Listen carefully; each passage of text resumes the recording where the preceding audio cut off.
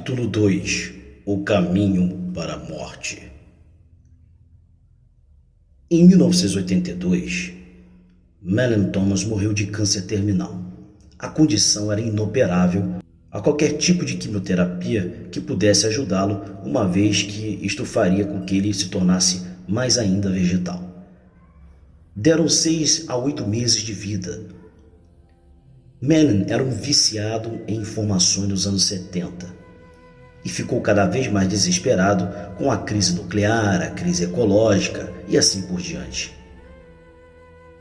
Então, como ele não tinha uma base espiritual, na verdade, ele não acreditava em nada, era um ateu, começou a acreditar que a natureza havia cometido um erro e que todos os organismos eram cancerosos ao planeta. Não via como poderiam sair ou poderia sair todos os problemas que criara para ele mesmo ou para todos os seres que criaram para si mesmos no planeta. Ele acreditava que todos os seres humanos eram como um câncer, e aí foi isso que ele recebeu. Foi isso que o matou. Tenha cuidado com a sua visão de mundo e da forma que você pensa. Ela pode voltar contra você, especialmente sendo negativo. Essa era a visão extremamente negativa que Mellon Thomas tinha. Foi exatamente isso que levou à morte. Ele tentou todos os tipos de métodos de cura para a época, mas nada ajudou. Então, ele decidiu que era um problema entre ele e Deus.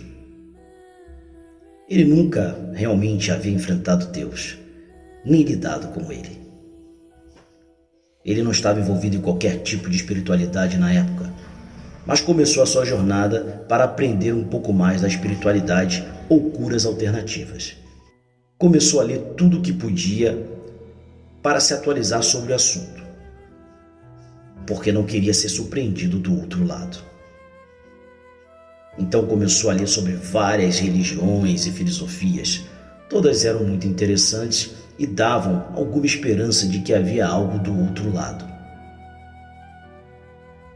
Acabou em cuidados paliativos.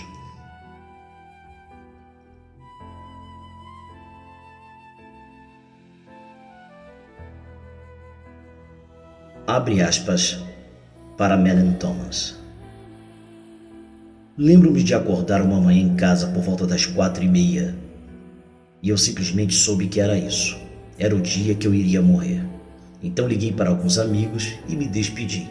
Acordei minha cuidadora dos cuidados paliativos e contei a ela. Tinha um acordo privado com ela de que ela deixaria meu corpo morto sozinho por 6 horas, já que eu havia lido que coisas interessantes acontecem quando você morre. Voltei a dormir. A próxima coisa que me lembro é o início de uma experiência de quase morte típica. De repente, eu estava completamente consciente e estava em pé, mas meu corpo estava na cama. Havia essa escuridão ao meu redor. Estar fora do meu corpo era ainda mais vívido do que a experiência ordinária. Era tão vívido que eu podia ver cada quarto da casa, podia ver o topo da casa, podia ver ao redor da casa, podia ver debaixo da casa.